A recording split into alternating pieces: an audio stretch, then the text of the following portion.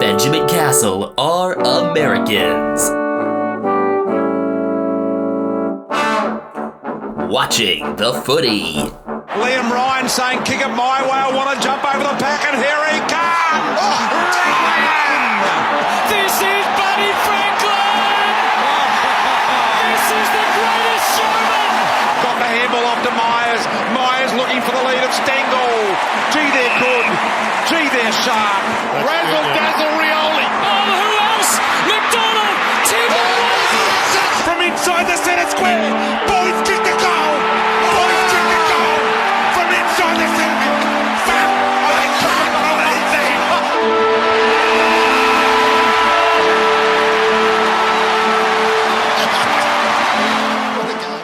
that. Good time of day, everyone. This is episode number 125 of Americans Watching the Footy, in which hopefully we don't get suspended for stating facts. I don't know if this news has reached Australia, but the Baltimore Orioles broadcaster Kevin Brown, not to be confused with former pitcher Kevin Brown, was suspended because he made a comment about how poor the Orioles record had been playing at the Tampa Bay Rays. The context was they're playing better now than they did in the prior two seasons. That's it. It's objective, and he was suspended for that. It's fucking insane. This is like one of the most ridiculous things I've ever heard of. Meanwhile, Australian broadcasters can get away with swearing on national outlets, which I like. I mean, to be fair, it seems like things like ass, damn, and hell are allowed. You know, mild generic profanity, nothing else. Fuck. I can't believe that. If we keep this up, this episode's going to have a lot of references, which I'm totally in favor of. This episode has a lot of internet things. By the way, he's Ethan Castle. I'm Benjamin Castle. Brian Harambe, the footy cat, is next to Ethan. And we're back together in South San Francisco, California, because Ethan's spooktaculars are done for. I'm tired. I'm glad to be back home. And soon enough, the sports that you cover will be starting up again.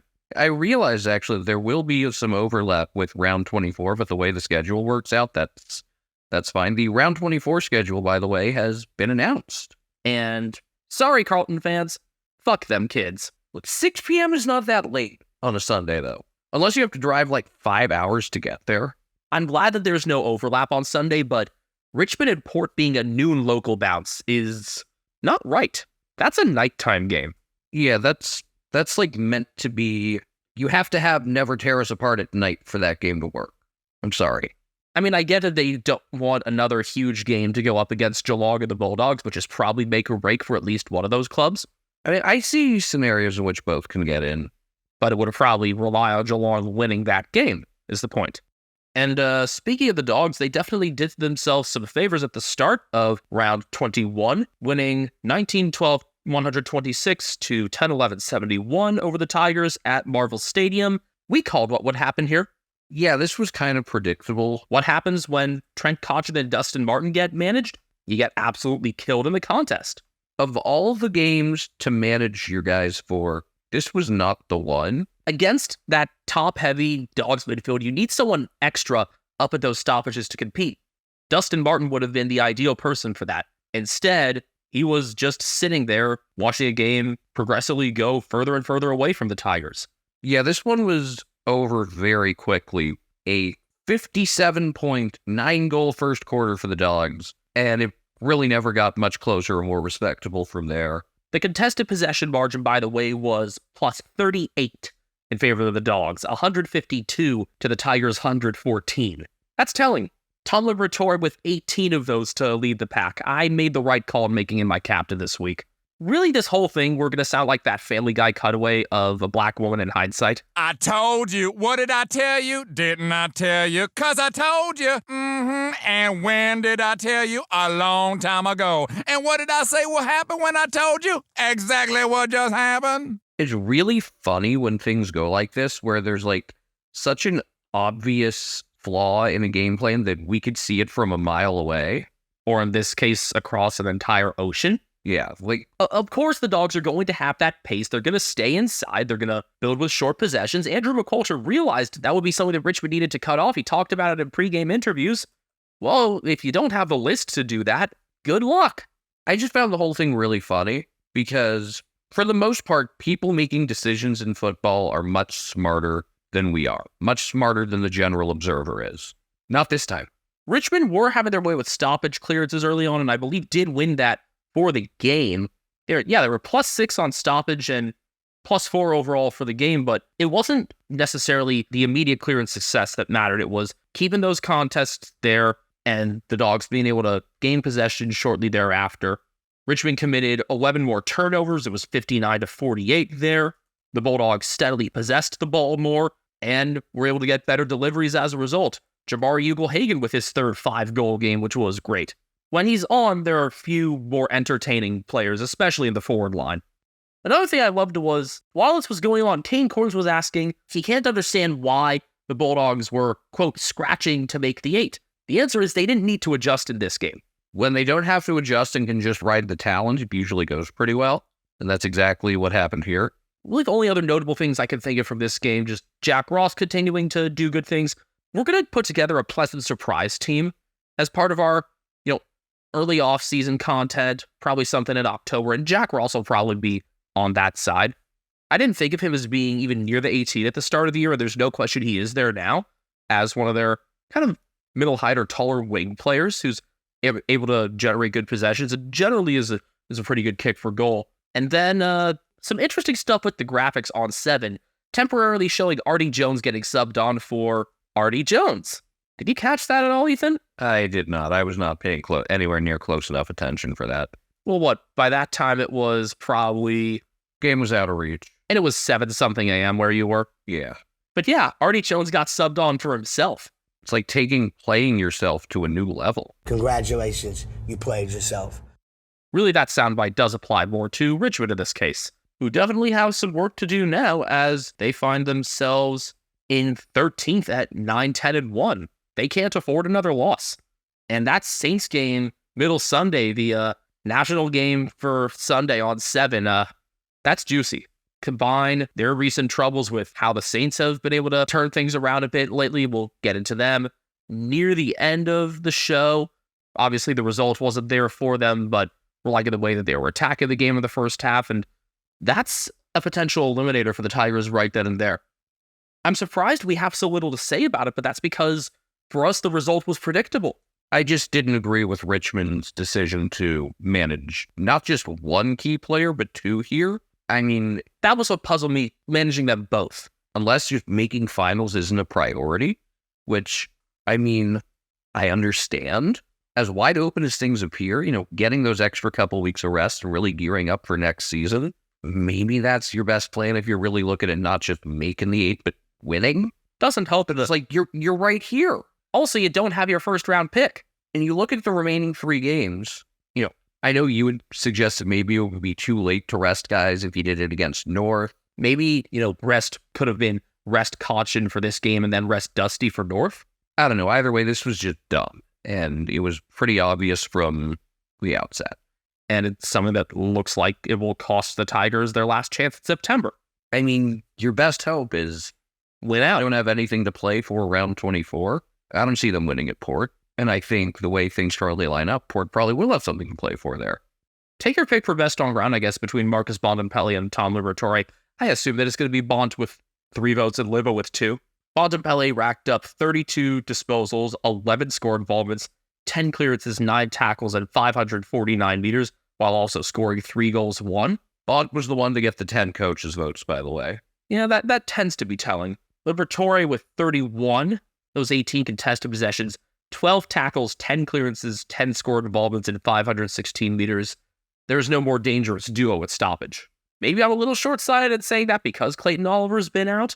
I still think in terms of just the sheer numbers they rack up. Maybe it's there from, like the eye test versus that, but I insist on it. Adam Treloar with 32 disposals and 9 scored involvements. Bailey Dale, 30 and 663 meters. A big ground gainer with how often he's kicking from halfback, mostly on the wings. Timmy Milishagol from 29 hitouts, 19 disposals, 8 marks, and 7 tackles, taking on that kind of dual matchup of Toby Nankervis and Ivan Soldo pretty well. Jack McCray, 24 disposals and 11 scored involvements.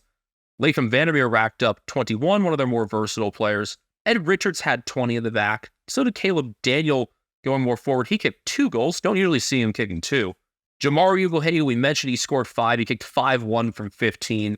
And welcome back Liam Jones. 10 intercept possessions, largely playing on Noah Cumberland when he had to play 1v1 and forcing some decent ground pressure on him as well. Cumberland is such an instinct player that wasn't a great matchup for him to begin with.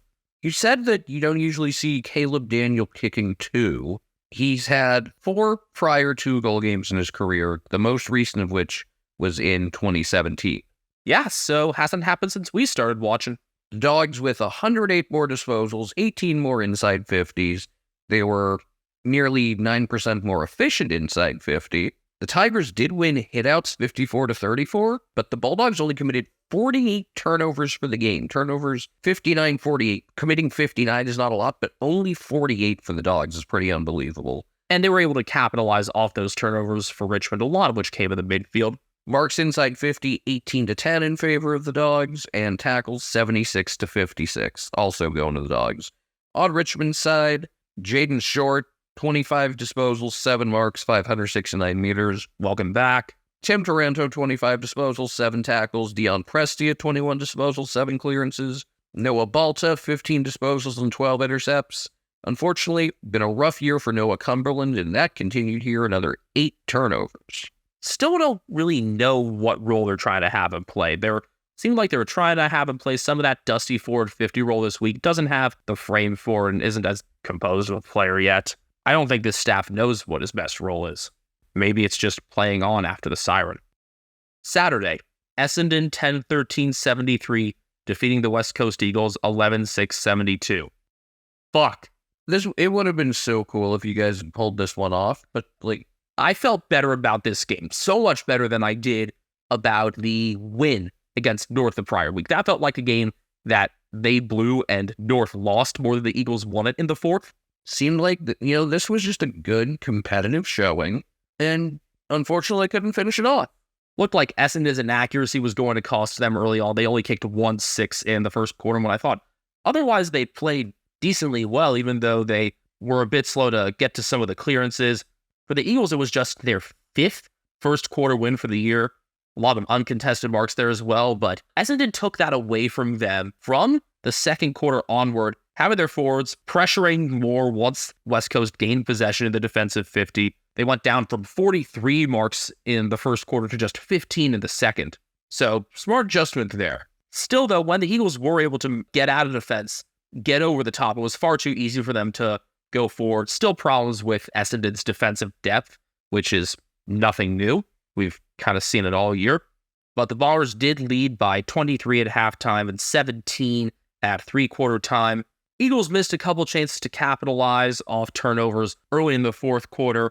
Noah Long was unlucky to not get a front-on free kick from Mason Redmond once they worked it back to an 11-point margin midway through the fourth. And for a bit, we thought Ryan Merrick was going to be for a hero. He got the goal with a minute 40 left. Loved him grabbing the jumper, showing it to the crowd. Clearly, this kid wants to stay and be a part of something on the West Coast, which is something that I always worry about for Victorian prospects, especially. I would love for him and Oscar Allen to really be the forward answer at this point. But Essendon got a center clearance. It was Darcy Parrish against Tim Kelly. They got inside 50, and when Jai Menzie was able to control the ball, I just let out this scream of, no! But really, it was more like, No! Oh my God, how could he do that? And so the hero ended up being Kyle Langford, who scored 5. Kyle Langford is Essendon. We've established this already. They are so much better when he is in, and obviously forward is the right spot for him. We'd been questioning whether the defensive depth would necessitate him playing further back, but we're looking stupid now. He's been too good as a forward to move back, despite the fact that they do have other good forwards and that they still do have something to figure out defensively. Brandon Zerk-Thatcher was better. Oh, his last couple of games he's been better. And he got that last intercept mark to seal the win as well. Other than, when I'm thinking about what West Coast could have done to win it, other than missing those chances in the fourth, they didn't pressure enough for a lot of the third quarter. When they were going with such high pressure really for the prior 6 quarters, I could understand a bit of a letdown, but in hindsight, in a one-goal game, is something that stands out. Didn't think it was a super well-played game, in all honesty, which makes sense considering Essendon nearly lost to the Eagles. Yes, West Coast have been playing a lot better as of late. They've just looked more in tune with an actual game plan and with each other. They look like a team. We're a team. But that Essendon adjustment against the West Coast uncontested game mattered a lot. And we saw some good field kicking on debut as well from Elijah Sadas. We've been wondering when he'd get the chance considering some of the lacking midfield and forward production. Missed a chance to get a debut goal, but still liked the early signs from him. If you're the Eagles, the disappointment does not lie at all in your performance in this game. It lies entirely in, man, we played our butts off and just couldn't get points out of it and didn't get to celebrate a win over a good team. I mean, I guess good can be subjective. I think the perception, and an understandable one, is that this Essendon team do not belong in the 8. And as they've taken advantage of a soft schedule, they'll need to change our minds over the next 3 weeks. At minimum, Essendon is in like the, top 12 to 13 teams, which is a pretty tightly contested pack this year. It's just they're probably not in the best 8. Having said that, the Eagles do have a win over a team that's currently in the 8. And has been on fire. Big stats for the Bombers.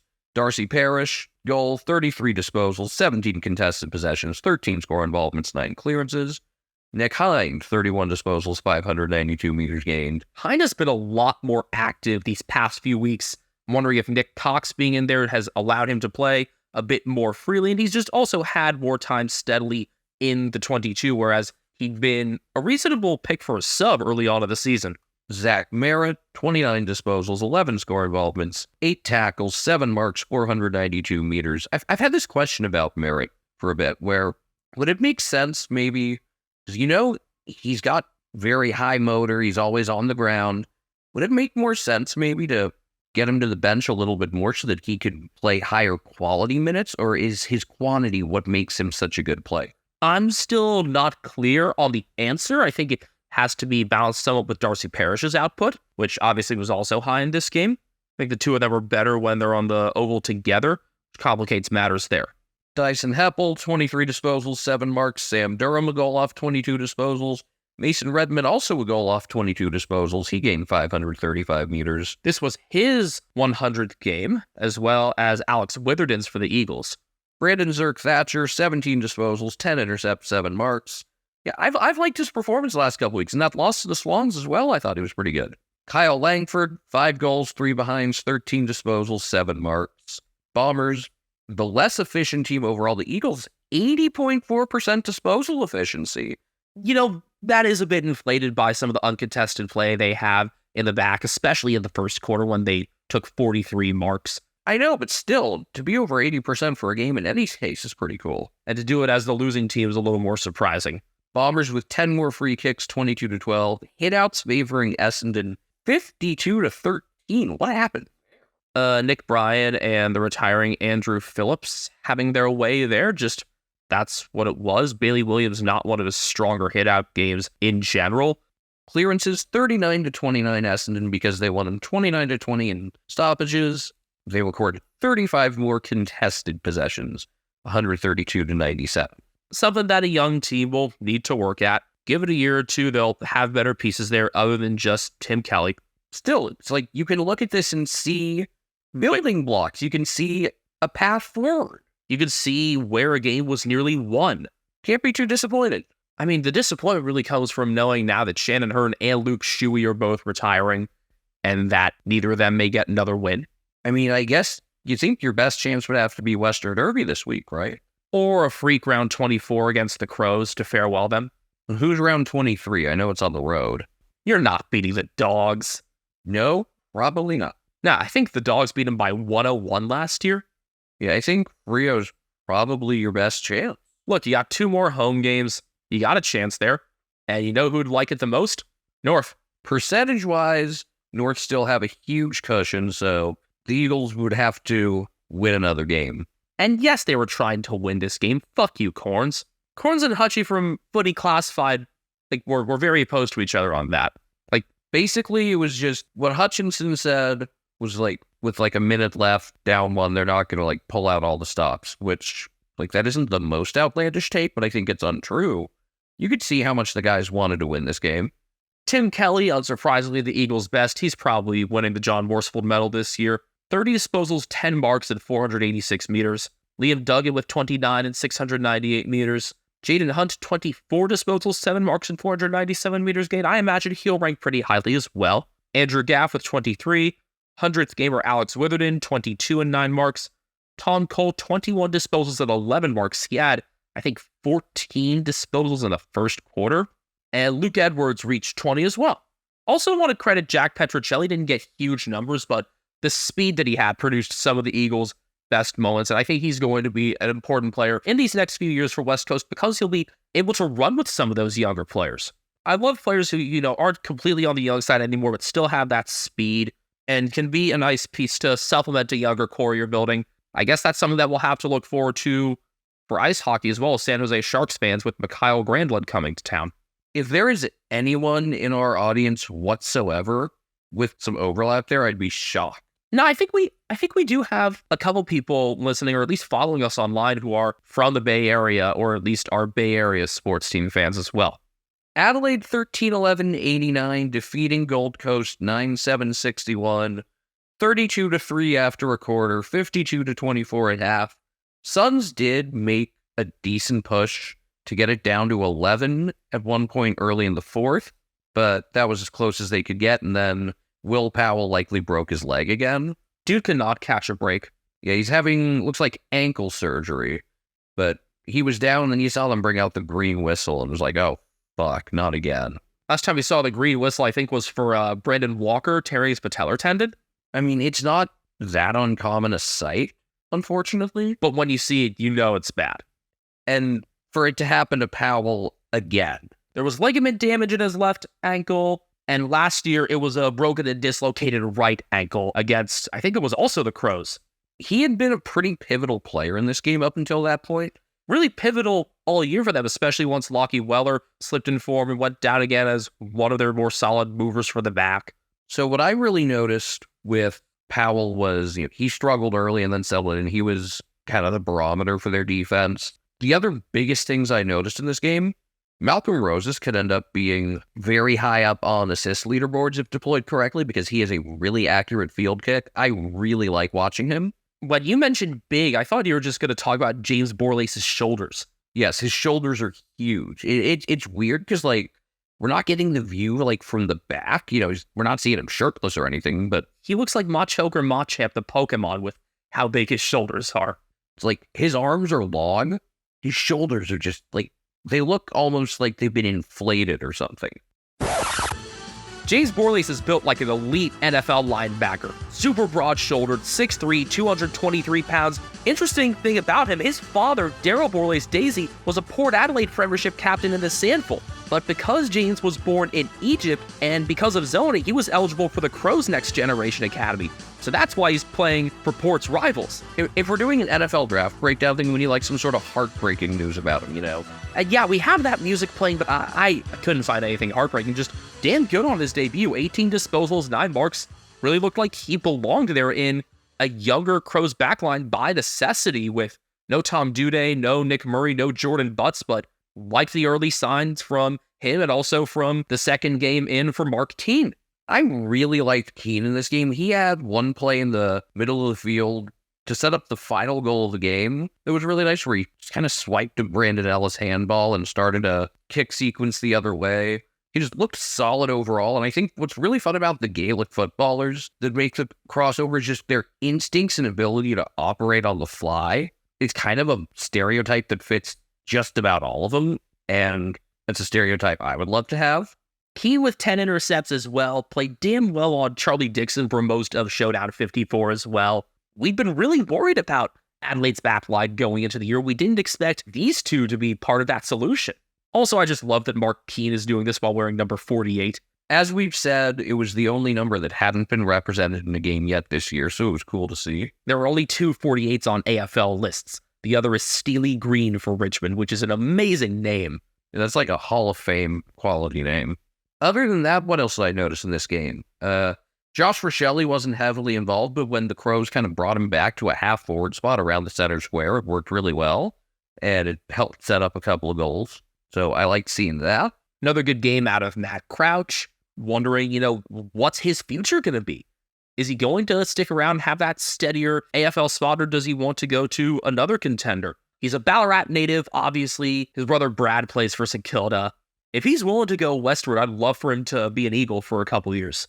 Still just 28. That could be another option for Geelong if you can't get like Parrish or something. And it looks like they're not. The Crows' defense is really going to... Okay, I've got to use the pun. It's going to hinge on Josh Worrell. When he plays well, you forget that they're missing Jordan Butts and Tom Duday. And Nick Murray. Yeah, Mitch Hinge has done a really good job getting the ball lately. He had a game-high 31 disposals, 14 intercepts, and 7 marks. Yeah, game high along with Matt Crouch. I think of Hinge as more of the kick rather than the mark. He's been forced into more of that aerial role with the outs that the Crows have.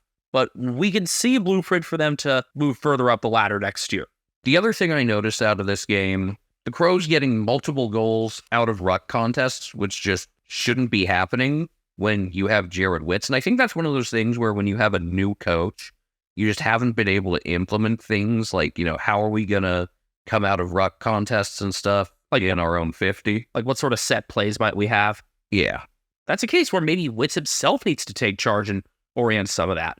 I don't know. Either way, it's just you can't give up goals off of stuff like that, especially, again, when you have one of the best hit-out weapons in the entire sport.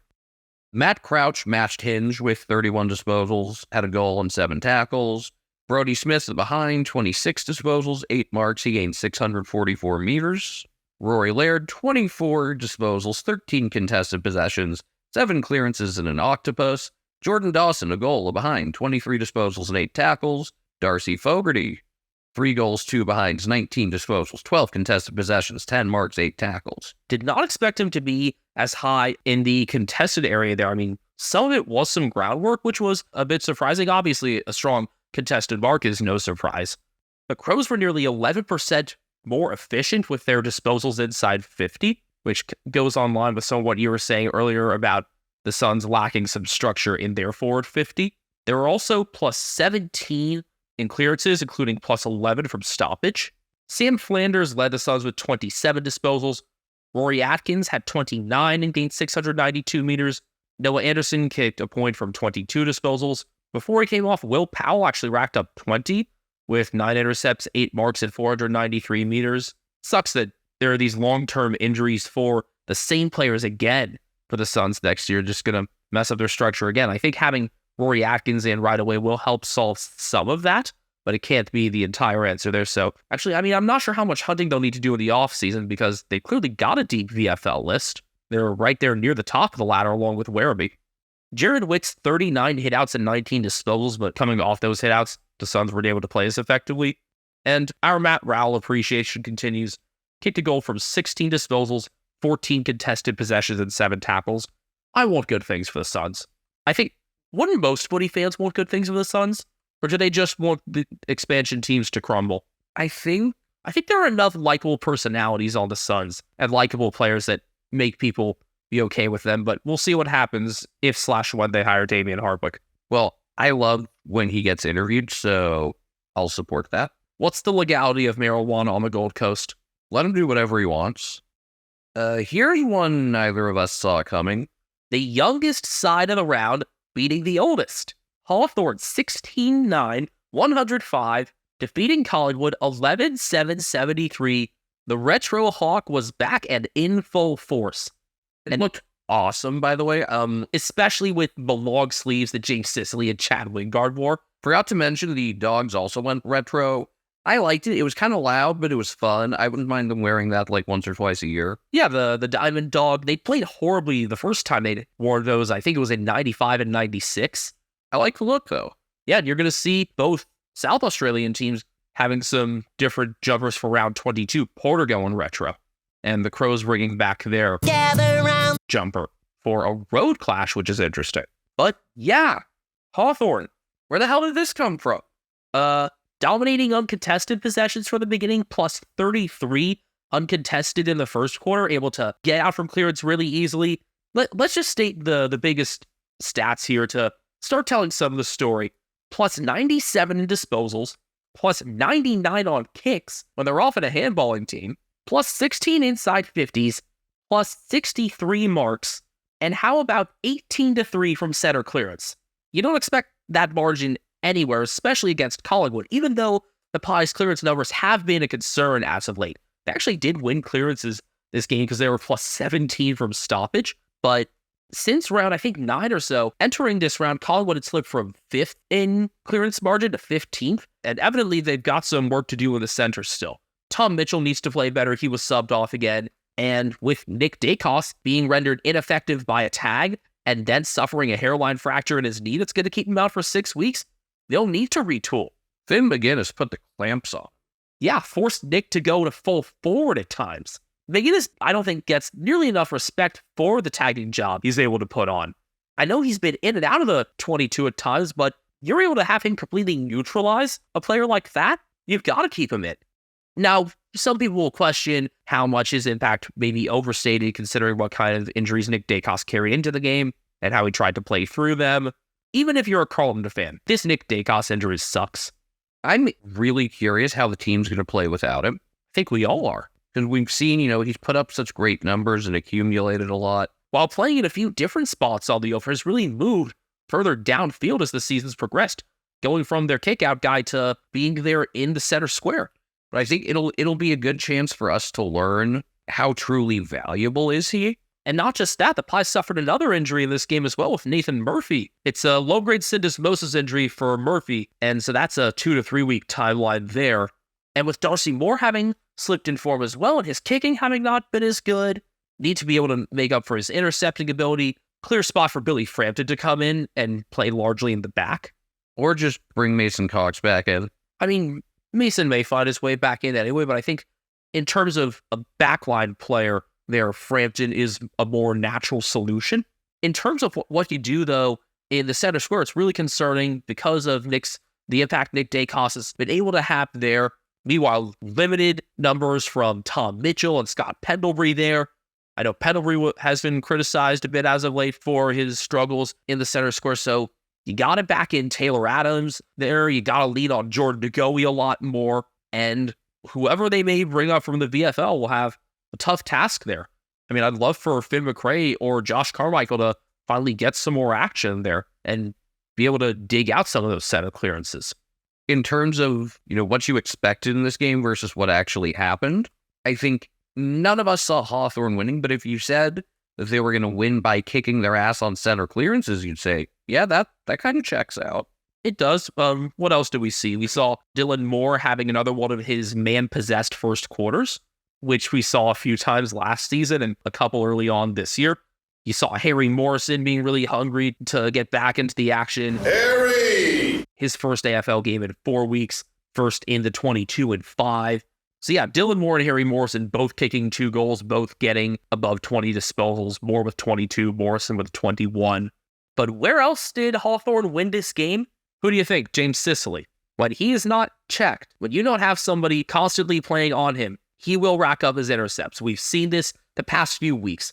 St Kilda put Cooper Sharman on him, severely limited him. North Melbourne put Eddie Ford on him. We love Eddie Ford, and for good reason, severely limited Sicily. We had this discussion after the Saints game last week where I was asking, is it worth it to kind of tag a defender? Well, clearly based on his performances here against Collingwood and then in the 1-point loss to Richmond where they didn't put somebody on him, the answer is yes. Yeah, it's funny because I still really think there's, if you have enough forward options, you could just play keep away. He's so adept at getting to the ball, though, that the solution is to have somebody manning up against him, and that's something that I think the Bulldogs will need to do this week in Launceston. Will Luke Beveridge do it? I kind of doubt it. The Bulldogs do have enough tall forwards, at least, that it would make sense. The thing is, knowing their inability or just opposition to adjusting mid-game, it's either going to happen from the start or it's not going to happen. I want to see Rory Lobb plastered on James Sicily the whole game. That would be so fun because you could also see that getting pretty violent. Oh, that's part of it, but also I think that would be the right player to have on him considering size and also, keeping Aaron Naughton and Jamar Ugle-Hagan free. So yeah, Lobb is the player that I'd have there. We'll I'll mention this again in the round 22 preview. We thought last week was, all right, this is what Collingwood needed an outline. I mean, the trends really continued for him.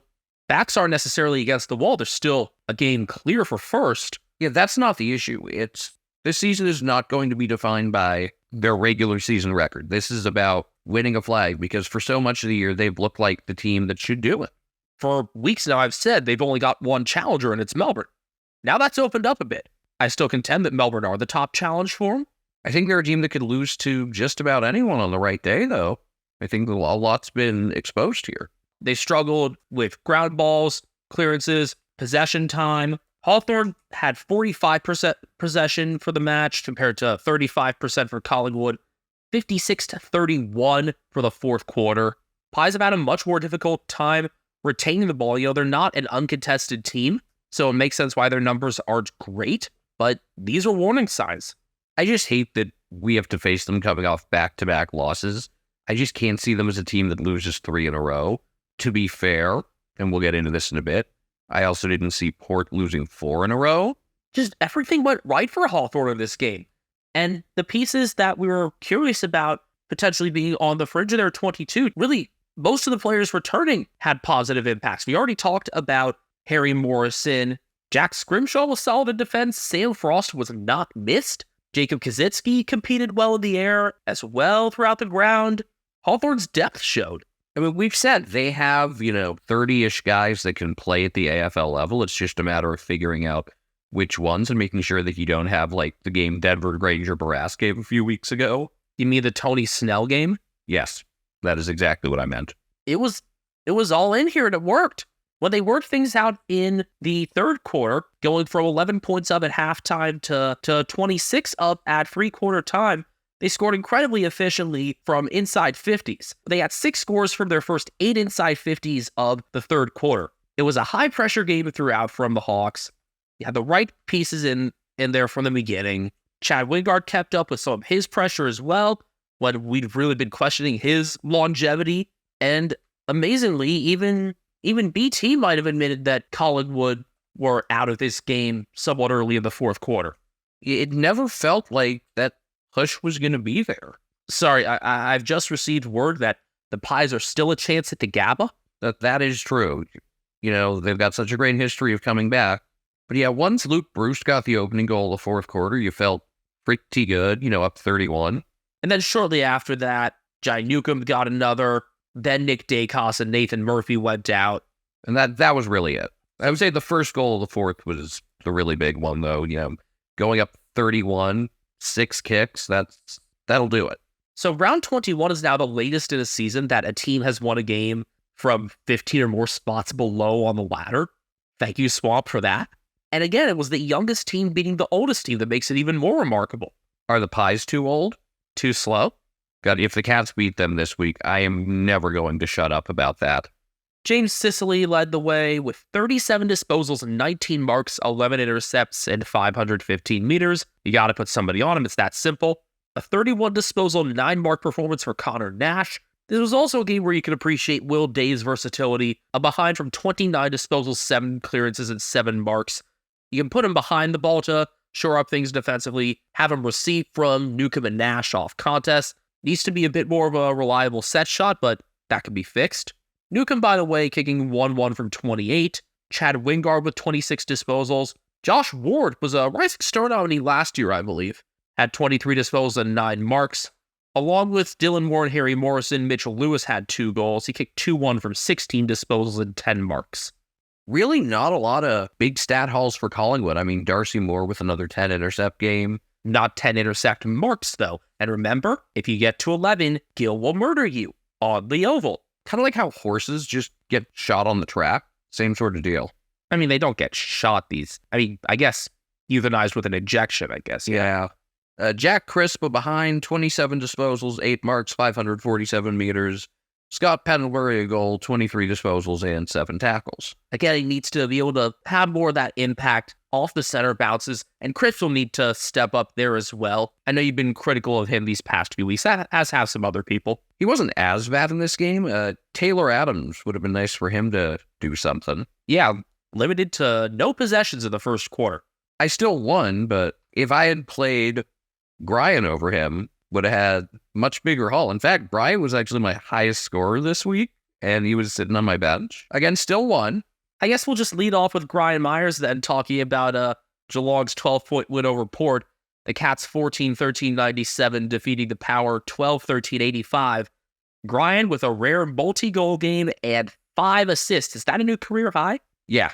This was one of the most interesting experiences I've ever had watching a game because I was doing it with shit Wi-Fi. Like, the one hotel I've stayed at all summer that had bad Wi-Fi. And of course, it's during, like, Brian's best game. You've gone back and appreciated it since. Yeah, I still haven't really watched it in, like, its fullest form while, like, wide awake, but that'll all happen. I mean, you also slept through the first quarter. Yeah, whenever I sleep during the first quarter, it's a really good home win, it seems like. Or, well, I forget if the Richmond game last year was technically a home game. I think that was actually a Richmond. Okay, either way, very fun, close wins every time I sleep through the start of a game. Maybe I need to do this by design. Both clubs came into this game banged up. No Blitzovs or Hawkins for the Cats. For Port, no Alir, no Lockie Jones, no Charlie Dixon, no Kane Farrell, no Miles Bergman, no Jeremy Finlayson.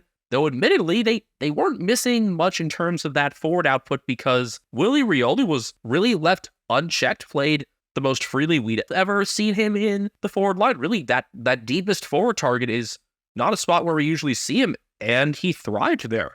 Yeah, Jake Kolajashny was really the one negative I saw out of this game from a Geelong standpoint. He was just kind of left trying to catch up to Rioli pretty much all game. I will say Geelong's tall defenders did really well. Now, that group took a bit of a hit as Jack Henry got hurt. He ended up getting subbed out and turns out to be a Lisfranc injury that could hold him out for the remainder of the season. Definitely not going to be seeing him for a while. If you see him again this year, that would be a great thing because it would mean you're on a pretty deep finals run, I would have to imagine, or he makes an insanely quick recovery. So Lisfrancs tend to have reasonably long timelines. You look at how much time players like Tom McDonald missed last year, for example, for Melbourne. So, yeah, you got to prepare for the rest of the season without Jack Henry. So, more prominent man role, perhaps, for Asava Radagalea, and Kolajashny unquestionably has to be better. Hang on, I'm not as worried about Asava considering how well the tall defenders did in this game. Like, there were a couple of contested Todd Marshall marks where it's like, he's one of the best contested marking forwards in the entire sport, and I'm just not going to be too upset about him getting one if you're covering him. If you leave him open, that's unacceptable. But if you're covering him and he still gets a couple, that's kind of inevitable. And as long as you have both Tom Stewart and Sam Baconi, if Asava's that number 3 tall, then I really like him. It's tough when you put him in the spotlight as the number 1 or 2 guy. Like, I'm sure on a lot of teams he would be the number 1 or 2 tall defender. On this team, he's not, and it's one of the reasons this team's defense is so good. But this was kind of the blueprint you need to follow if you're going to have success as Geelong. A midfield that's not great, but good enough. Guys took on the contest well. You've done a good job. I never would consider what they did great, but it was solid. Mitch Duncan had a masterful fourth quarter. Tom Atkins was getting dirty all night. Patrick Dangerfield, pretty active.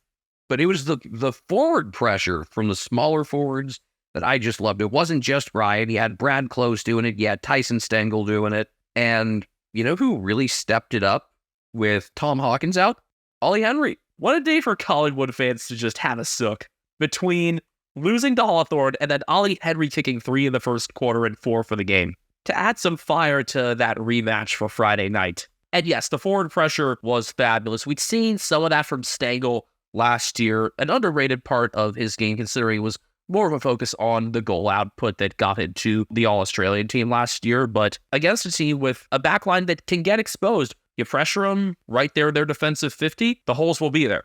I mean, you knew that Brad Close had this in him, and it was just great to see it utilized. Close, Stengel, Myers, the whole lot. I mean, as I've said about Brad Close, he's got so much speed and you got to find ways to utilize it. I want to see this happen again on Friday as well, especially with the shakier kicking that Darcy Moore's had and us being unsure of what that backline's going to look like. The whole progression of this game was a wild first quarter. Teams combined for 12 goals. Cats led by 13. Ended up going into half up by 17, but Port had kind of started to shift the game back. They got the final 4 scores of the second quarter, just all of them were behinds. And they did ride that momentum into the third, and this is where things got really scary. They kicked the first 3 goals of the third quarter, and they all came within a 90-second stretch of clock time. First, a really nice goal by Sam Powell-Pepper that I'm really surprised wasn't a nominee this week. Although the nominees this round were solid. I thought Powell-Pepper's snap from a sharp angle that went over Asava before bouncing through should have been in there. Then you had a couple of nice plays by Dante Vicentini, who I really liked in this game. And one of the reasons that you can't come out of this game too upset if you're Port is that you consider not just what you were missing, but the promise that guys like Vicentini showed. And there's reason to be optimistic about the remainder of the season. It's funny because earlier this year when they were going on their big run, it was like, oh, wow, Scott Lysette's back in peak form. This is what they were missing last year. And now that Vicentini's had to fill in, I think he's done a really nice job, and I think he could be a long-term solution there. Anyway, went back and forth in the third. Jack Bowes snapped a pretty long scoring drought. But the team hadn't just gone goalless for 30 minutes, they had gone scoreless for 30 minutes of game time and about 20 minutes of clock time. Brandon Parfit came in as a sub for Jack Henry, and I thought he actually did a pretty good job attacking the contest. Did enough that I wouldn't mind him being back in there again as sub. Cats kicked 3 straight behinds, but Todd Marshall marks in a pack and kicks the final goal of the third. Geelong does go into the fourth up by a point after a Jeremy Cameron set shot that came after the third quarter siren on what I thought was really one of the only iffy calls of the night, where Dan Houston got called for what I thought was a pretty soft push in the back. Marshall gets the opening goal of the fourth. Power then gets 3 straight behinds, have a chance to open it up, but Ollie Wines missed on the run and Connor Rosie hit the post. Jeremy Cameron gets the big answer after Dan Houston blocked him. That was all set up by a big run through the middle by Brian. Then Cameron misses left after a series of big marks, but Todd Marshall turns it over to Brian, who frees it up to Mitch Duncan for the go-ahead goal. Then Brian, with about 5 minutes left, stretches the lead out to 2 goals, getting the holding the ball on Connor Rosie. Were you comfortable at that point once Brian had kicked the second? I was comfortable-ish, and then when Jason Horn-Francis missed with 3:54 left to make it an 11-point game, I felt pretty good. Having to make up 2 goals with 4 minutes to go and your opponent having control on the kicking like that, even the best teams will have trouble coming back from it. Love that Myers got the recognition he deserved for this game. That Duncan was able to lift in the fourth quarter was great. I know he'd been criticized, not just by you, but by a number of people over the past month or so for some inconsistency. Still a strong defensive midfielder, but his decision-making with the ball has been questionable and clearly tidied that up. Huge win. Still need to win 2 of the final 3. Don't feel especially confident about any of them. It's funny the way, after the results this week, you don't want to face Collingwood coming off back-to-back losses because you just don't see many ways in which they lose 3 in a row, but they are banged up. On the other hand, the Saints, despite their loss, I liked how they played. And then the Bulldogs, we voiced the concerns about that matchup already with midfield contests. This is going to be tough. If you get there, you'll have earned it. On the injury front, we mentioned Jack Henry. Also, big blow to Port. Trent McKenzie suffered a knee injury. Looks like it's his PCL. We're looking at a potential season ender then? I'm not sure on the severity of it yet. 4 to 5 weeks, so could be back in finals. 7 coaches' votes for Brian. 2 goals behind, 24 disposals, 12 score involvements, 10 marks, 5 assists. I think at this point, he'll have earned Brownlow votes in probably maybe 4 games, which is pretty fucking awesome. Tom Stewart, solid as always in the back, 23 disposals, 7 marks, 704 meters. Isaac Smith, after catching a lot of criticism the last few weeks, a goal, 22 disposals, and 7 marks. I didn't think it was a standout performance for him, but he fit in well. Tom Atkins, 21 disposals, 11 contested possessions, 7 marks. Patrick Dangerfield, a goal, a behind, 20 disposals, 486 meters. Mitch Duncan really gave what had been missing the prior couple weeks. A goal, a behind, 18 disposals, best of all, 13 contested possessions. When your speed isn't quite what he used to be, he's still decently quick, but when you're not super speedy, you got to be able to get in the physical side of things. And then Ollie Henry, 4 goals straight off of 10 score involvements. 65.3% efficiency inside 50 as a team to Port's 56. Free kicks 31-19. I thought that one that set up Cameron's kick to set up a 1-point lead going into the fourth was soft. I didn't see too many other objectionable calls. I know other people were mad about the other call that Cameron got against Houston. But in any close game, you know people are going to get unreasonably mad over a couple calls. Cats won hitouts 38-25. Port did take 25 more marks and recorded 22 more tackles, but I didn't think there was like a lack of physicality in this game. Zach Butters took out 10 coaches' votes, and who knows, could get the 3 Brownlow votes. A goal from 30 disposals, 10 scored involvements, 8 marks, and 656 meters. We're going to go back probably after the season and figure out what the least deserving Brownlow votes were, and it'll probably be some sort of losing 3-vote effort.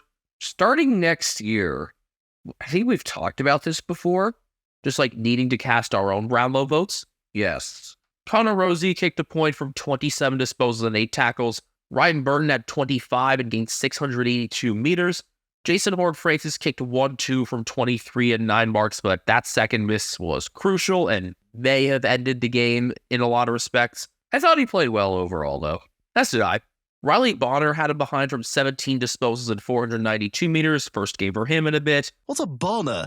Dylan Williams, 16 and 9 marks, but he and Francis Evans drop another game. And in terms of the goal kicking, Todd Marshall kicked 2-1 from 10 disposals and 10 marks, and Willie Rioli 4 goals straight from 11 disposals. Wasn't played on tightly enough, but still, I like how he played, as a really mobile deep forward, even though you usually have one of your taller targets at that deepest spot. Benjamin, 78% of our listeners are between 18 and 35 years old, so they probably want to start a podcast like we did. How did you know that number, Ethan? Thanks to the analytics we have for Spotify for Podcasters. Formerly known as Anchor, sorry Frio fans, Spotify for Podcasters has tools that allow you to record and edit your podcast from your phone or your computer. No fancy software needed. It's so easy you can edit it while drunk. And Spotify for Podcasters doesn't just allow you to upload to Spotify, you can also distribute your podcast on platforms like Apple, Stitcher, and more, just like we do. Best of all, it's completely free. Not only is it free, you can even make money from listener support or ad revenue. Hint, hint. Download the Spotify for Podcasters app or go to podcasters.spotify.com to get started today. You know the drill. We're on Twitter at Americans Footy. Personally, I am on at Castle Media. Brian Harambe is on Instagram at CatNameGrian. I'm on Twitter at BenjaminHK01. You can see my best immaculate grids there. You can see Ethan's as well on his. And we're also on YouTube at Americans Footy as well. We'll definitely be more active in there in the off season. Already got ideas for underrated moments of the 2022 season and just underappreciated goals, things like that. GWS 12-13-85 defeated by Sydney 15-6-96. The streak is over. It stops at 7, and it's another road Sydney Derby victory for the Swans, who just had the Giants number at the showground for a while. As someone who watched none of this game other than the last 2 minutes, my knowledge is Toby Bedford got suspended. Yeah, there were a lot of suspensions from this game, actually. There may have been 3 of them. And that the Swans kicked 11 straight in the first half. Yeah, I really liked the Swans' forward strategy in this game. But you didn't have a tall target playing up against Sam Taylor. You had Will Hayward following him and limiting his impact there. And then the Sydney Tols were really focusing on getting balls down in contest for the smaller forwards to have their impact. So Will Hayward, Tom Papley, Chad Warner, Errol Golden playing upfield kicking 2-2, and it was another phenomenal game for Errol Golden. He was your Brett Kirk medalist. Thanks, Basil. With those 2 goals, too, from 32 disposals, 7 tackles, and 677 meters. From the very beginning, I recognized just how good Errol Golden is. We may have not realized how gifted of a kick for goal he is right away, though. Really, most of his touches are kicks, and both his goals were pretty impressive. One of them was one of the nominees for Goal of the Week. The other one, just a really powerful snap-off, one step that I took note of. That was in the fourth quarter and brought it out to a 16-point game with about 11 and a half to go. At that point, especially with it being a pretty rainy second half and the rain had increased throughout the half, I was pretty comfortable in saying, all right, Swans have it from here. Without watching this game, it was easy to tell that conditions were bad because the teams combined for 191 turnovers. Yeah, and the scoring dried up, obviously, in the second half as well, which would have been indicative of that. So it got wet, but the scoring got dry. But Interesting. But, Rash? No, just like, Gotta compensate, I guess? no, I'm thinking more like Cody Bellinger sitting there looking stoned. Like, how does the scoring dry up when it gets wet? It's like if Jaden Smith watched the footy. I will say Jaden Smith was actually a pretty decent Eric Andre guest. When I was mentioning suspensions, yeah, there were 3 from this game. We already mentioned Bedford. That was for a dangerous tackle on Ollie Florent around halftime. In the second quarter, Braden Campbell had some rough conduct against Lockie Whitfield. And then in the fourth, Binga Daniels was reported for high contact on Jake Lloyd. That ban was straight up accepted. So the 2 small half forwards who have been so productive for the Giants this year will both miss their trip to Port. And for a team that's already on the fringe of finals, they're in 8th now. That is really, really costly.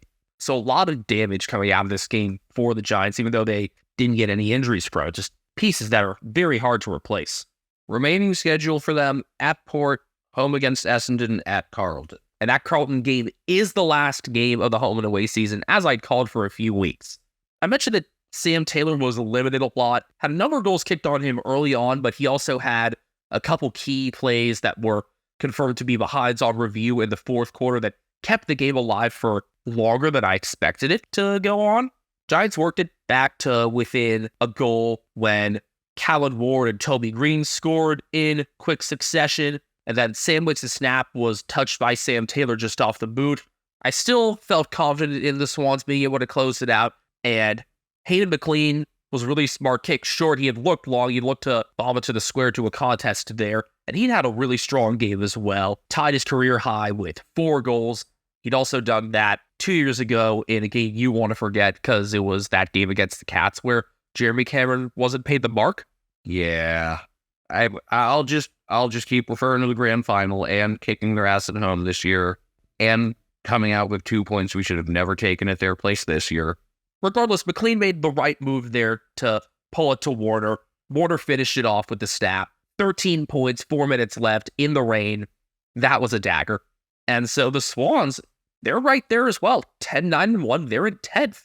Just a half game behind the Giants, percentage behind the Cats. They're not done yet. Amazingly, no. And a very winnable game this next week against the Suns at home. They finish up with a trip to the Adelaide Oval. How crucial is that game becoming? That is one of your late Saturday games at around 23.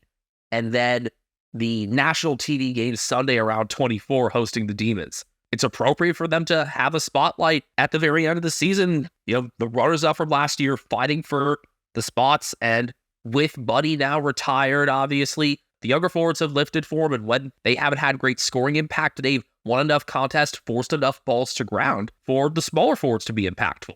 Seriously, though, even in a game where the tall forwards don't do a heck of a lot, in conditions where they probably won't do as much, Logan McDonald was actually the one to be subbed out. The forward mix is not an issue for the Swans, and so it's less that Buddy Franklin will be missed on the field with the diminished impact he had this year, and more that there's just, the specter of Buddy no longer being there. The Swans will need to find some new stars, I guess, and they have plenty of them in the making. They have enough good tall forwards, just their stars are more in the midfield. Big performers for the Swans, other than Golden. Callum Mills was clearly among the best players in the second half. Worked a lot of that wing role, again, kind of a higher wing role. Kicked a point from 28 disposals and 9 marks. Jake Lloyd with 27 disposals and 666 meters from the back. 26 for Luke Parker. James Rowbottom with a very James Rowbottom game. 24 disposals, 17 contested, 10 intercepts, 7 clearances, and 7 marks. Chad Warner had that dagger goal and 22 disposals. Robbie Fox, 12 intercepts, and again, Hayden McLean with the joint career high 4 goals. In a game where the tall forwards weren't really as much of a focus, McLean still was able to lift. It was not the prettiest of games, especially once the rain set in the second half. The Swans were the more efficient team inside 50, but they were just at 42.6% disposal efficiency. The Giants at 38.2%. I wish we could have gotten a Sydney Derby with better conditions this year. At the same time, Two very good contests nonetheless. I believe this is actually the Swans' thinnest ever margin of victory in a Sydney Derby. Wow. Yeah, you'd think at some point before they would have had at least one that was, within like 11 or 10. Meanwhile, the Giants' last 4 Sydney Derby victories have come by a combined 6 points. But yeah, the previous smallest margin of victory for the Swans was Sydney Derby 13 in 2017, a 13-point victory at the Showground where they also scored 96. Tom Green, top-ranking player on the ground for the game. His first game back from his hamstring injury. 38 disposals, 20 contested possessions, an octopus, 8 score involvement, 7 clearances. Lockie Asha behind 28 disposals, 10 intercepts. Don't usually think of him as such a big interceptor. 627 meters gained. Seen a more versatile game from him this year. He'd been more of a tagger in the past couple years and been able to play more freely at halfback. Callan Ward, a goal and 26 disposals. Stephen Canelio, 25 disposals, 577 meters. Kieran Briggs, 28 hitouts, 20 disposals, and 8 clearances. Tom Hickey was able to body up to him a decent amount, but Briggs was still productive. Interesting stat line for Toby Bedford, where he had a goal and a behind off 14 disposals, 10 contested possessions. You don't usually expect that for a guy who's so quick and able to get to open space. Also, 8 tackles. Adjusted to the conditions really well, and it's unfortunate that he'll have to be out this coming week. And then Toby, 3 goals and a behind off 14 disposals. Toby Green, that is. I mean, he's the Toby that most people think of, I'd say. North Melbourne 10-11-71, defeated by Melbourne 15-13, 103. North came out with their hair on fire, though. 35-9 first quarter. Maybe it was a, fired up to have their coach back type of deal. Alistair Clarkson back for his 400th game as an AFL head coach. Big milestone there. Pretty cool that it happened in Tasmania. It was all by design. Take exactly as many games off so that 400 would be in Tasmania. Totally not a coincidence. Wake up, sheeple. North worked it out to a 33-point lead. It was 42-9 after a Robert Hansen Jr. behind early in the second quarter, and then the Demons just cleaned up their ball movement. North had been playing really fluidly early on. They'd had decent possession time, but Melbourne just needed to clean things up, and they did. Second quarter was 7-3, just a 4-point game at halftime, and then the Demons limited North to 1 goal in each of the last 2 quarters and ended up winning by 32. 33 points is actually their largest comeback this year. Not a team that has had to play behind a whole lot. I mean, 33 is not a tiny comeback. So if you had told me, that's not like a super mind-blowing number.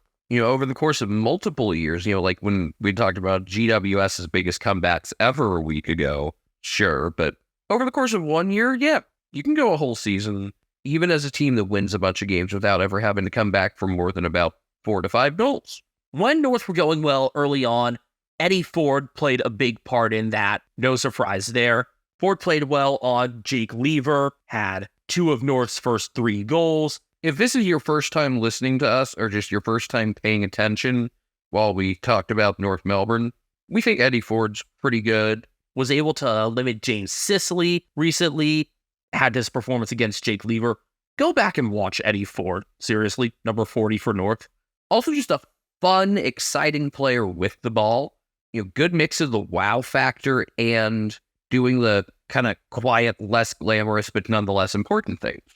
Also noticed North trying to keep Stephen May out of defensive 50 packs, and that meant Nick Larkey was playing higher up, which allowed Ford more of that time as a deeper target, and that worked.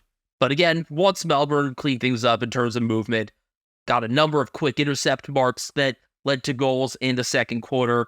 They had all the forward time to begin the third when they managed to take the lead off of a Harrison Petty goal.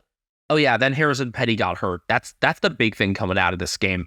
A similar ankle injury to what he suffered earlier in the year, and so that could put him out for 6 weeks. So just when it looked like they were finding their forward solution, they've got to retool again on the taller side. Is this an opportunity for Ben Brown to come back in? We know Tom McDonald's close to coming back, and he can be that sort of swingman player. Or in the more immediate, does this open up a possibility for Joel Smith to join the 22 as a swingman? I think that's the most likely. I forget who was speculating that Brown and Brody Grundy don't really factor into Melbourne's final plans? Wouldn't be shocked. As much as the Gawn and Grundy combination was a focus earlier on this year, Max Gawn has been his most Max Gawn when Brody Grundy's been off. And once they managed to work out the margin, they were able to manage Gawn in the fourth quarter. He'd had 100% time on ground in the fourth quarter each of the prior 4 weeks, only 55% in Tasmania on Sunday. See, I would make sure to get Grundy in there to alleviate some of the pressure from Gawn in the last couple of weeks of the home and away season. But whether or not you use Grundy in finals, I'm not so sure. Maybe you could see Grundy then for round 23 against Hawthorn? I would say you could put both of them in the lineup. And you could also kind of use that as a chance for Grundy to audition his way back in if he really forces the issue. I think it's going to be difficult to shake things up these next couple weeks, though. You got a Saturday night clash against Carlton that's looking even more pivotal than we thought it was, now that the Demons have worked their way up to second and the Blues fifth. Yeah, all of a sudden, second through fourth, for a while, it looked like there was a clear top two and a clear third and fourth. There's still a 10-point separation between fourth and fifth, so the double chances are pretty much decided. Yeah, but it's a matter of percentage. It's a percentage battle now between the Demons and Lions, where Port need to get the wins. It's about playing at home, having what could be a more advantageous matchup, not having to go to the Gabba or Adelaide Oval. Other things I noticed had to do with some goal kicking. Alex Neil-Bullen had previously kicked 14 goals in 14 different games, kicked his first goal, went up to 15 goals in 15 games, and then added a second late in the third quarter, his first multi-goal game since last year's semifinal, and his first in home and away in 2 years. And then he added a third near the end of the third quarter, just the fourth 3-goal game of his career and the first in 5 years. That was unexpected. What was expected was that as soon as Kate Chandler kicked a second goal, he'd get a third. Kate Chandler does not kick 2 goals in a game. Had you noticed this before this year, Ethan? No, but I like to think of it's in like that dumb old meme format. Like one does not simply kick 2 goals in a game. Well, Kate Chandler doesn't. He's kicked 1 goal 7 times and 3 goals 5 times. No, just 2 goal showings for him this year. Has he ever had a game with exactly 2 goals? Considering he hadn't kicked a goal prior to this season. Oh. So yeah, the 3-goal kickers in this game for the Demons. Kazi Pickett, okay, makes sense. Kate Chandler, once he got a second, you knew it. And Alex Neil-Bullen, who hadn't had a multi-goal game all year. Angus Brayshaw led the game with 37 disposals. Lucky Hunter had 33 at 7 marks. Christian Petrarca kicked 2-3 from 27 disposals, had 16 contested possessions, and also took a hanger, which is just not his type of thing to do. He did convert off that for one of his goals. Jack Viney has gotten a lot of praise in the past couple months with Clayton Oliver out. His contested output has been really noticeable. He had 26 disposals, 10 marks, and 501 meters. Max Gawn had 30 hitouts from 17 disposals. Alex Neil-Bullen also had 17 as he kicked 3-1. And Jacob Van Rooyen kicked 2-2 with 10 score involvements. In 16 games, he has 5 multi-goal showings and has kicked 24 goals 7. A very reliable set shot. Kind of Oscar Allen-like. The Demons were plus 24 on inside 50s and plus 12 on marks inside 50. Again, once they got some of their movements sorted out through the middle in the second quarter, nothing was in doubt. Jack Zeeble, he's going out strong. I think those couple weeks as a sub has allowed him to kind of conserve his energy for the grand finale. 32 disposals, 12 marks, 555 meters gained. And that grand finale will be right back there at Blundstone Arena against the Suns in 3 weeks' time. Bailey Scott, 1 goal, 1 behind, 31 disposals, 617 meters gained. Jai Simpkin, a goal and 28 disposals.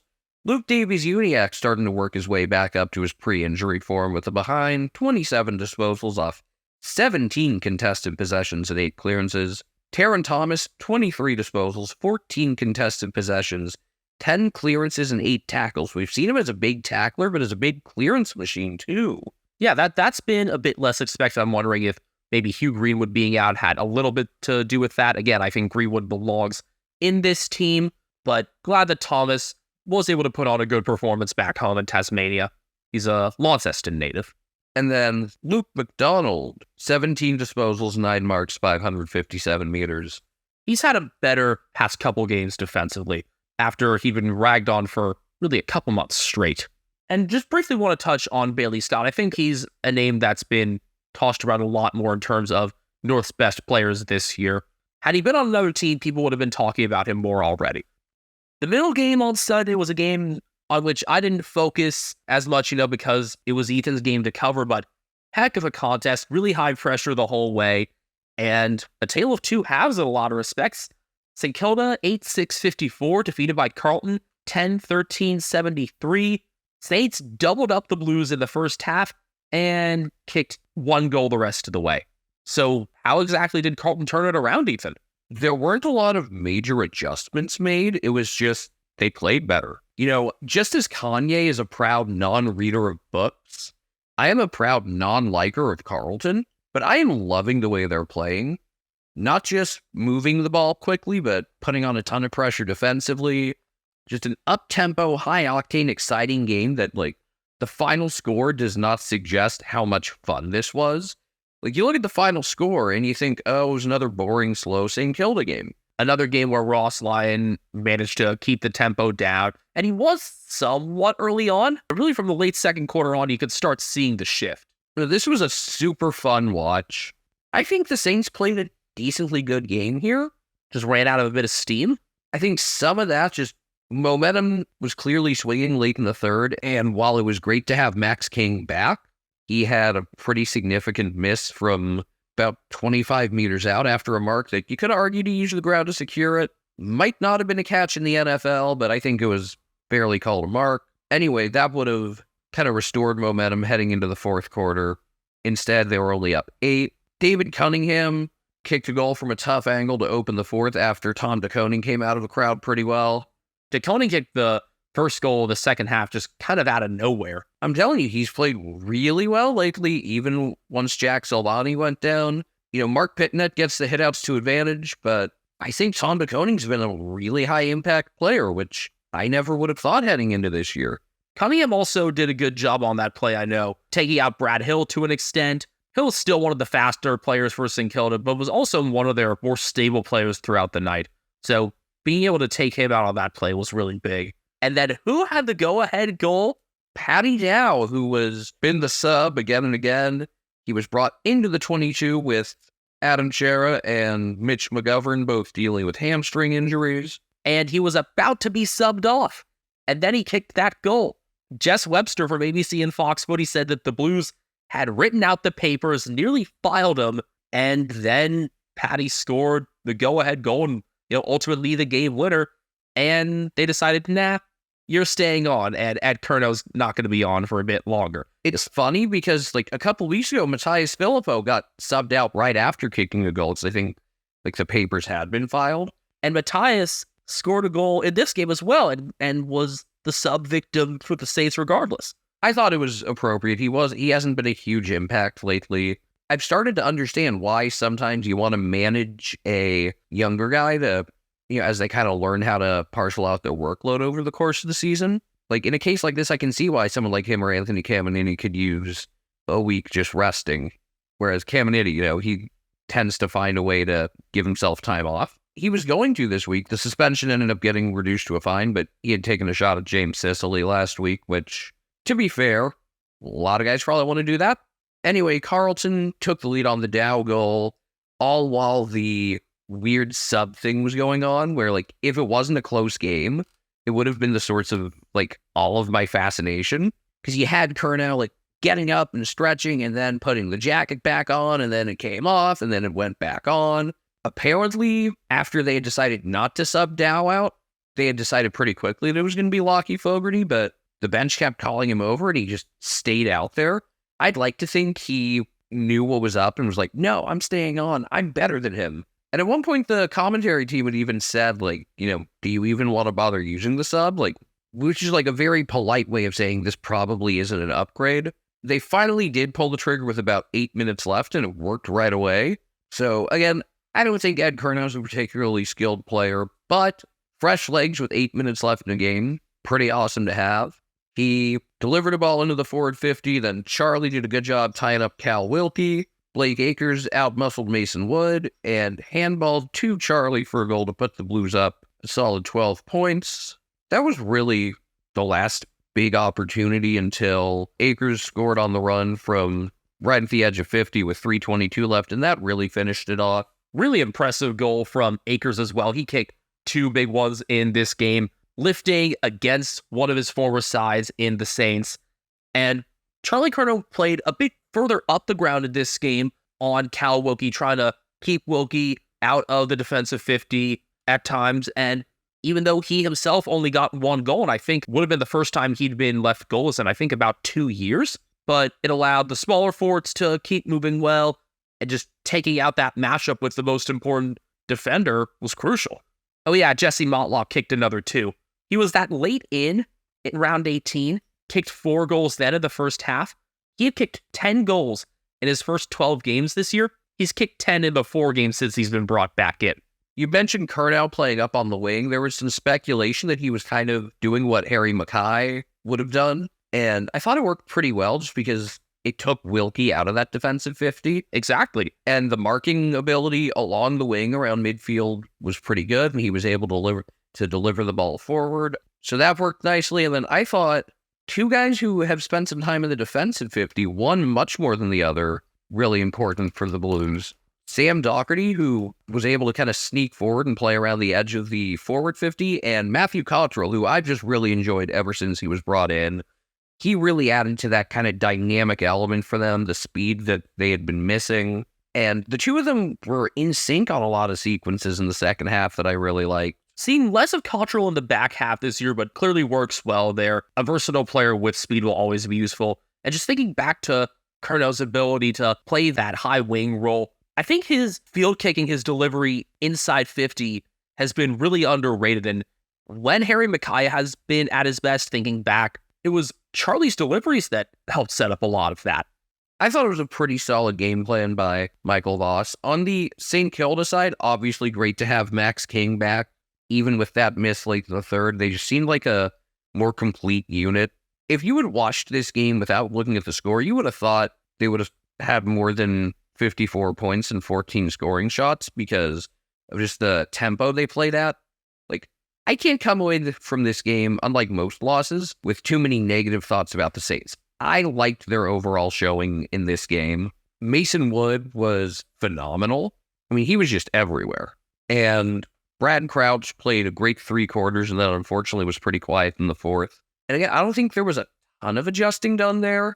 Didn't quite get a glimpse of what it was that took him out in the equation or who gets credited for that. I might have to go back to review that a little more, but that was one of the few real changes that was made was we got to make sure to keep him off the ball. And throughout the game, the Blues did a really good job keeping Jack Steele off the ball, limited him to 11 disposals. He did have an octopus, but only 11 disposals, even with that. Nick Newman leading the way for the Blues with 35 disposals, 13 marks, 10 intercepts, 623 meters. He was involved in a lot of key sequences all game long, not just that led to scores, whether it was getting the ball out of their own 50 or bringing it into the forward 50. Very physical, a lot of ground ball gets, very involved in handballs, and not just racking up possession numbers.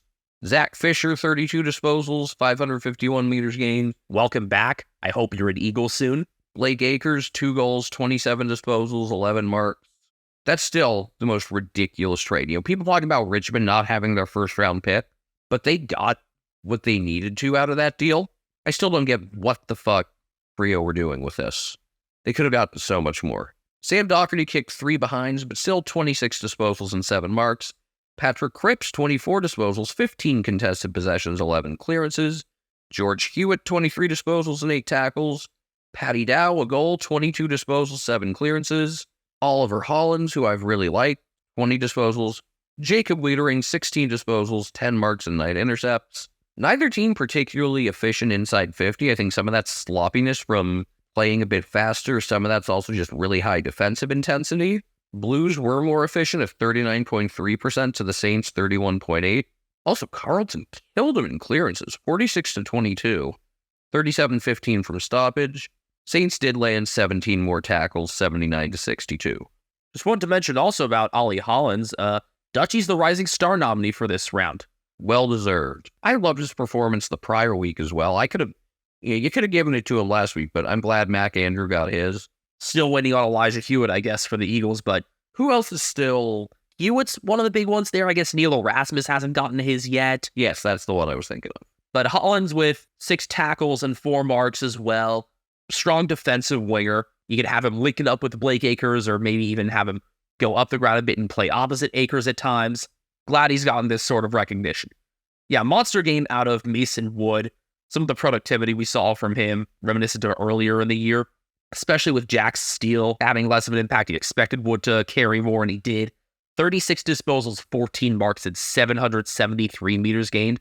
Difference is earlier in the year, he was also scoring goals. Obviously, these guys are still missing Seb Ross, but having Wood playing at this level reminds you of why they have been in such a good position all year long.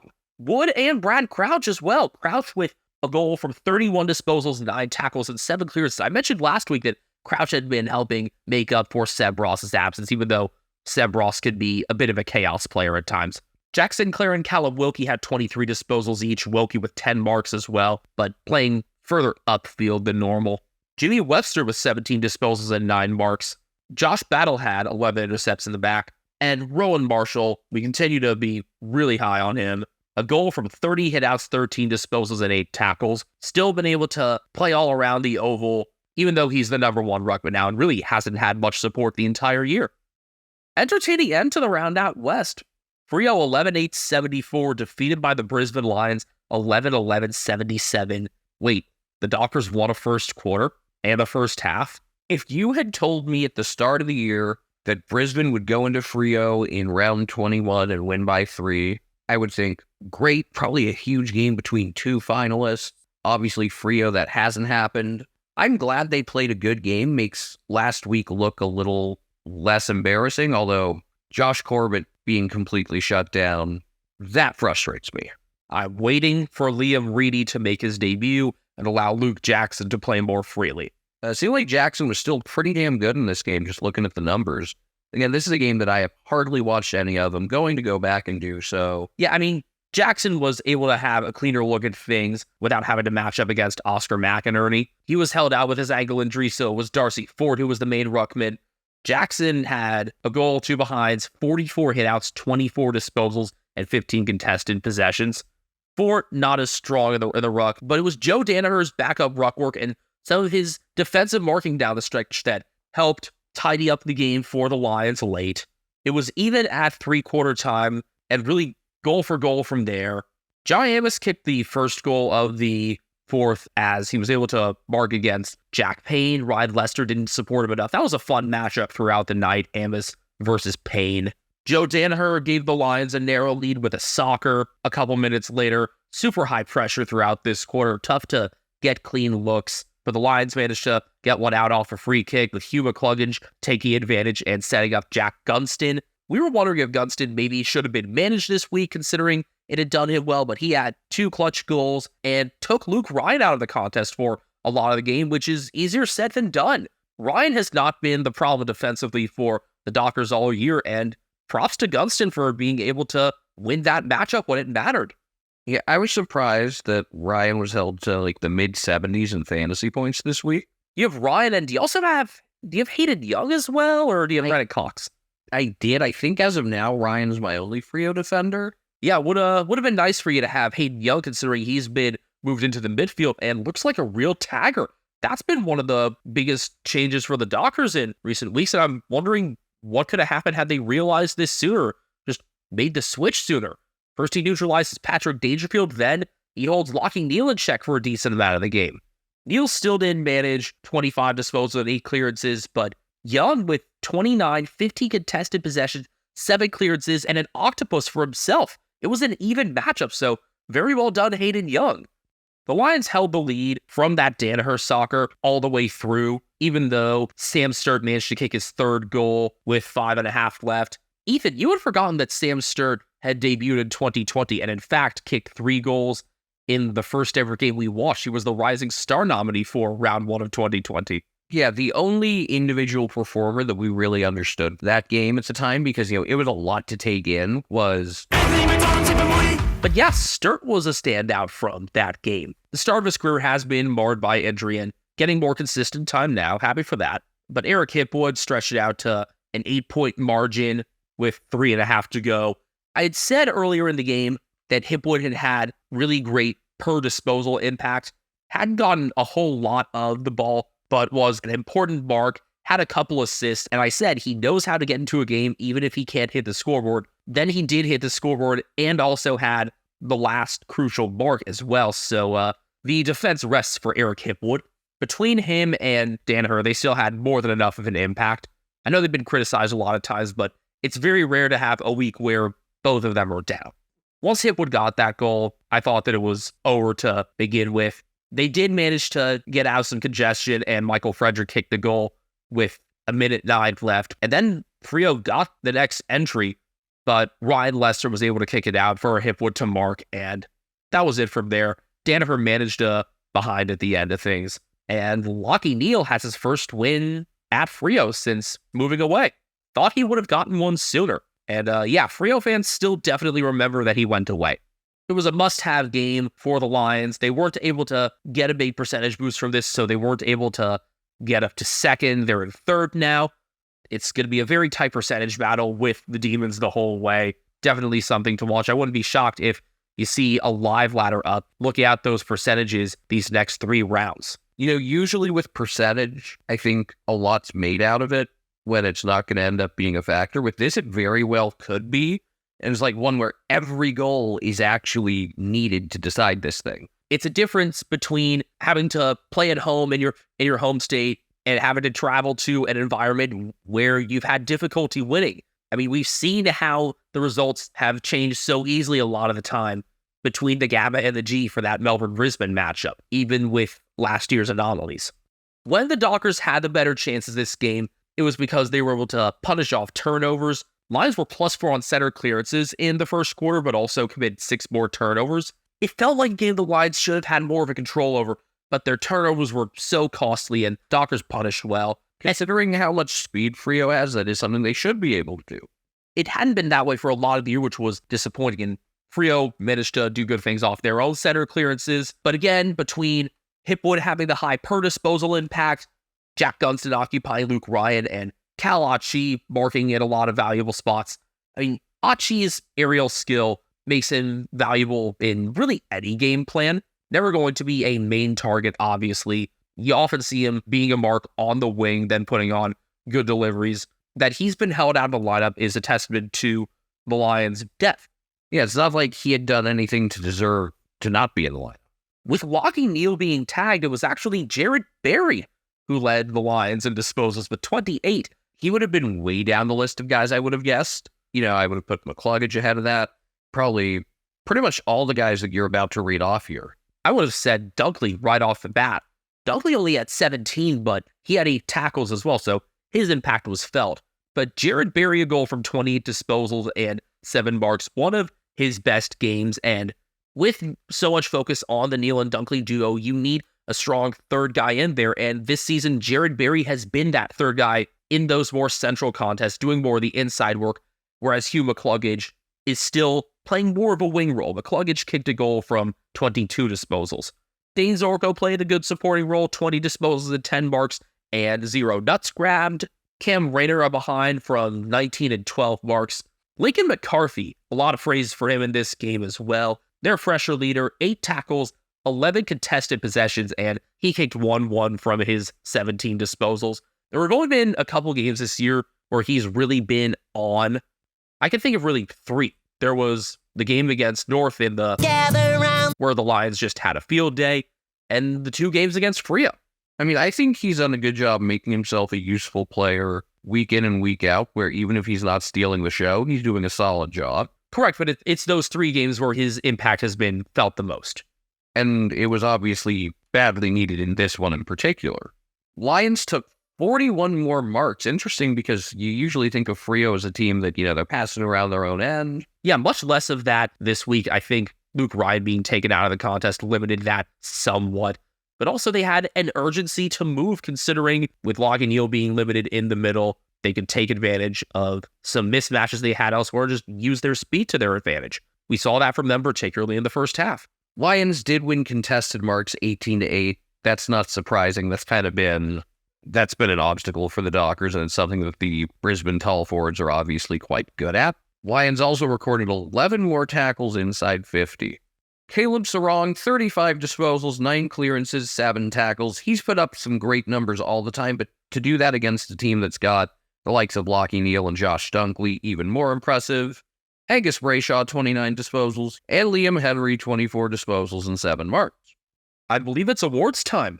All right. Your Mark of the Week winner for round 20 was Jamie Elliott in that pack over Jacob Wiedering. We were both going between that one and Oscar Allen's mark over Luke McDonald. Allen's taken some great hangers these past couple weeks. Your nominees for this round, from Saturday, you had Shane McAdam controlling on a second effort when he really marked over his teammate Riley O'Brien, and Mitch Lewis getting his knee to the back of Isaac Quainer. Then on Sunday, you had Christian Petrarca's hanger over and between causing Pickett and Jackson Archer. Pickett tying up Archer allowed Petrarca to get the airtime he needed. Which one do you like out of these, Ethan? I think this is a really solid batch. For a year that's been devoid of really good marks, I think we've got 3 quality ones. I think I think Petrarca and McAdam are both better than Lewis. I think I'm going to go with McAdam here. Had McAdam been able to control on a first effort, I would have easily set him. Think I'm going to nearly go with McAdam. I love that Petrarca was able to take a big mark considering that's not his forte. But I think McAdam was the better mark, although I think Petrarca will win the vote. And I wouldn't be mad about it. Goal of the week, your round 20 winner was Taylor Walker. He played on from a free kick, deked Alir and kicked his 4th of 7 goals from 50 with his left. But we thought Michael Frederick was way better, the one where he ran down a bounce from a Jordan Clark kick, then outran Tom Stewart and kicked from a ridiculous angle to cut the lead to a single point. And you realized, even though Freo were trailing, that they were going to win once you saw that Freddie goal. Yeah. I mean, there were other signs, but that was big. As I said last week, had that happened while the Dockers were ahead, we would have seen our second Freddie backflip of the year. I think he still should have backflipped, but you don't do that when you're trailing. Your nominees for this week: Taylor Walker beating Jared Witz for a throw-in, running through a crowd and kicking a bouncer from the left pocket from about 35 meters. We've got Errol Golden tapping to himself on the boundary, then doing a little 1-2 give and go with Sam Waits before kicking from a tight angle. And we've got Causey Pickett receiving from Jacob Van Rooyen and kicking the opening goal from the boundary. He took steps toward the boundary for that too. He made it harder on himself, but knew he could do it. It's a really tough one for me between Golden and Pickett. I like goals where the player who scores ends up creating more of the play himself. And so I think for that, I'm giving my vote to Errol Golden, but Causey's was damn good as well. In terms of the kick, I think Causey's may have been the best. I think I'll also take Golden. None of these were bad. None of these, I think, make it to Brownlow night or anything. Both of Golden's goals were impressive. And then Causey, it's Causey. Expect him to do crazy things. And there's a class still like 4 or 5 goals that are just so above and beyond, but these were solid. We still contend that the best goal this year was Will Ashcroft's Jackie Chan from super deep, having to go inside on the boot. She said she's too young, don't want no man. I should have seen that coming. So last week's main character, do we have our first ever co-main characters? Yeah, not that there was any overlap between the two, but just 2 very noteworthy things. It's like how you can have co-Brownlow medalists. I mean, heck, you had co-Cargie Greaves medalists last year. Ryan for Cargie 2023. I mean, I think it's going to be Tom Stewart, but it could be Brian. I think he's second, if not first. I'm going to have to find a stream of the whole thing, just knowing that he's going to be in consideration and be getting a lot of praise, no matter what happens the rest of the season. But yeah, your round 20 co-main characters, you had Harrison Petty, who suddenly became a forward and kicked 6 straight from 10 marks to lead the Demons to victory over Richmond. And then you had Dane Zorko's nuts, because yes, Tuke Miller grabbed him and got suspended for it. Why was there no meme with Tuke Miller's head on the squirrel from Ice Age? Oh, maybe it would have been a little too on the nose? His name is Scrap. Yeah, of course it is. I had forgotten. Anyway, there really isn't any obvious pick for round 21. I mean, you could just go with Hawthorn as a whole for beating Collingwood. I mean, in that case, then I would honestly say if there's a single player, James Sicily, because it is so obvious that you need to give him a lot more attention than Collingwood did. And when Hawthorn have big games, he's usually the reason why they win. So, I'd be comfortable saying James Sicily is your main character, because it's kind of a body of work thing as well, almost, where he's been such a commonly discussed player this year that maybe it's a time for us to give him his due. You've also mentioned Michael Voss as a possibility, right? Yeah, just continuing to do good things with the Carlton game plan. It's their first 7-game winning streak since 2000, we didn't mention that earlier, and Voss beating Ross for the first time. He had previously been 0-6 against him. I think I'll go with Michael Voss, actually. All right then, Voss it is. I'm surprised that Sicily hasn't gotten it yet. Maybe we should have given it to him as like an honorable mention or a co-main character after that ridiculous game he had against St. Kilda where he was suspended. But all right, Voss. And that's it. Thanks for tuning in. We'll be back with you for the round 22 preview in, well, we'll actually physically be recording it in less than 24 hours. Our schedule's a little off this week because of my travel. Originally wanted to record after flying back in Sunday night, but flight delayed, and I just wouldn't have been anywhere near prepared enough and would have been way too tired, so pushed things a bit. It worked. You definitely got a much higher quality show out of this, so you're welcome. Don't forget we are on Twitter and YouTube at Americans Footy. He is at Castle Media. I am at BenjaminHK01. Brian Harambe is on Instagram at CatNameBrian. He is also just sitting right next to me. And we'll be back to work soon enough. Thanks for listening.